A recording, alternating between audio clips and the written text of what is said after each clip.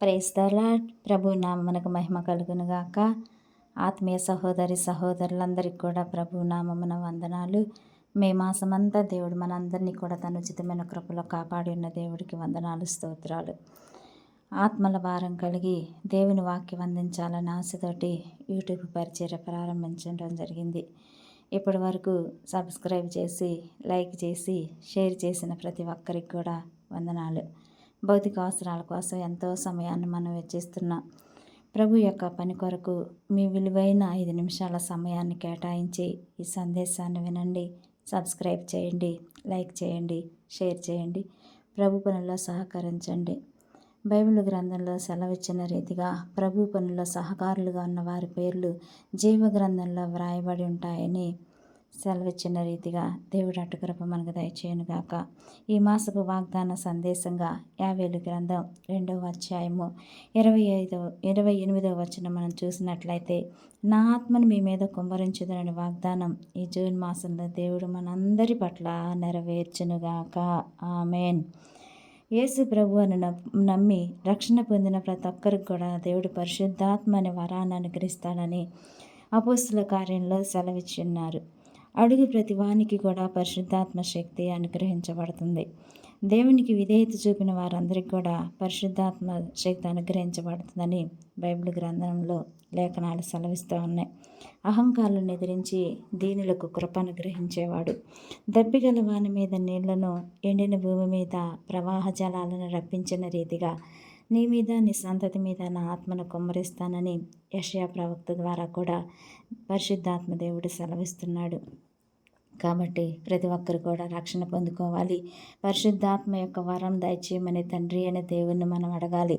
దేవుడి మాటకు విధేయత చూపాలి.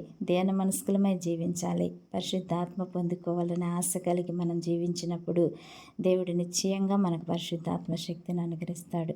పరిశుద్ధాత్మతో నింపబడిన జీవితాలు ఎలాగుంటాయంటే దేవుడు అత్యధికంగా ఆ జీవితాలు ఆశీర్వదిస్తాడు. పరిశుద్ధాత్మ దేవుడు మనలోనికి వచ్చినప్పుడు పాపాన్ని గురించి ఒప్పింపజేస్తాడు.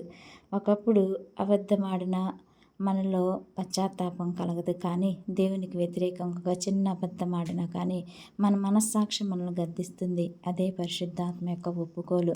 యోహాను సువార్తలో సెలవిచ్చిన రీతిగా పరిశుద్ధాత్మ దేవుడు మీలోనికి వచ్చినప్పుడు లోకాన్ని గూర్చి, పాపమును గూర్చి, తీర్పుని గూర్చి ఒప్పింపచేయనని మనకు పశ్చాత్తాపం కలిగిన మనసు అనుగ్రహించబడుతుంది. పరిశుద్ధాత్మ దేవుడు మనలోనికి వచ్చినప్పుడు సర్వసత్యంలోనికి నడిపించబడునని యోహాను సువార్తలో సెలవిచ్చున్నారు. అదే యోహాను సువార్తలో యేసు ప్రభు వారు అంటున్నారు, మిమ్మల్ని నేను అనాథలుగా విడవకుండా మీకు ఎల్లప్పుడూ తోడుగా ఉండి నడిపించుటకు ఆదరణకర్త అయినటువంటి పరిశుద్ధాత్మ దేవుని భూమి మీదకి పంపుతున్నానని. మనకి ఎల్లప్పుడూ తోడుగా ఉండేవాడు పరిశుద్ధాత్మ దేవుడు. ఈ భూమి మీద ఎలా మనం జీవించాలో, ఈ లోకమైన అరణ్యంలో మనం ఎలా యహలోక మాలిన్యం అంటకుండా జీవించాలో మనకి ఆత్మీయ నడకను నేర్పించేవాడు పరిశుద్ధాత్మ దేవుడు. పరిశుద్ధాత్మతో మనం గనక నింపబడినప్పుడు మన జీవితాలు ఆశ్చర్యకరంగా మార్పు నొందుతాయి. సౌలుపై దేవుడి ఆత్మ బలంగా దిగినప్పుడు అప్పటి వరకు గాడిదలను కాసుకుంటున్నటువంటి సౌలు ఒకసారిగా దేవుని ఆత్మతో నింపబడినప్పుడు వాక్యాన్ని ప్రవక్తలతో కలిసి ప్రకటన చేయగలిగినటువంటి శక్తి వచ్చింది. అంతేకాదు అతనికి క్రొత్త మనసు అనుగ్రహించబడిందని సమూయేలు గ్రంథంలో కూడా రాయబడి ఉంది. అపోస్తుల కార్యంలో సెలవిచ్చిన రీతిగా మేడగదిలో శిష్యులు ఏకీభవించి ప్రార్థిస్తున్నప్పుడు వారు పరిశుద్ధాత్మతో నింపబడినప్పుడు అన్ని భాషలతో వారు మాట్లాడగలిగారు. ఆత్మ పరవశులై ఉన్నారు.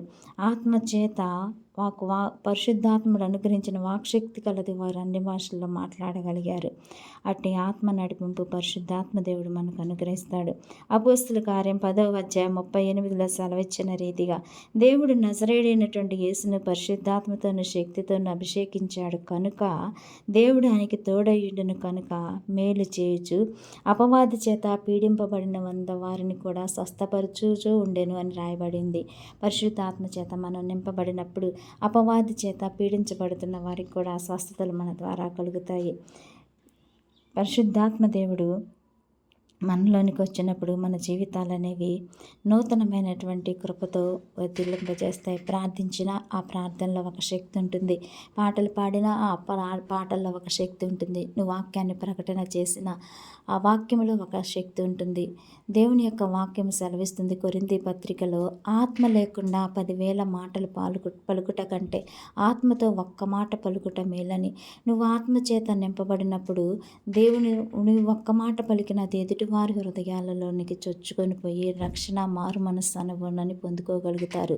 పేతురు ప్రసంగించినప్పుడు ఒక్కమారి 3,000 మంది రక్షణ పొంది ఉన్నారు. అపోస్తుల కార్యంలో చెప్పబడిన రీతిగా ఆయన మాటలకు నొచ్చుకొని 3,000 మంది బాప్తిసం పొంది ఉన్నారని సెలవిచ్చిన రీతిగా మనం ఎక్కడైతే ఆత్మచేత నింపబడి దేవుడి వాక్యాన్ని ప్రకటిస్తామో దేవుడు అక్కడ ఆశ్చర్యకరంగా అనేక ఆత్మను రక్షించేటువంటి దేవుడై ఉన్నాడు. ఈ జూన్ మాసంలో పరిశుద్ధాత్మ శక్తిని దేవుడు మనందరికీ కూడా అనుగ్రహించి తన కృపతో దేవుడి పరిచర్యలో మనను బహుబలంగా వాడబడినట్లుగా దేవుడి సన్నిధిలో ప్రార్థించుకుందాం.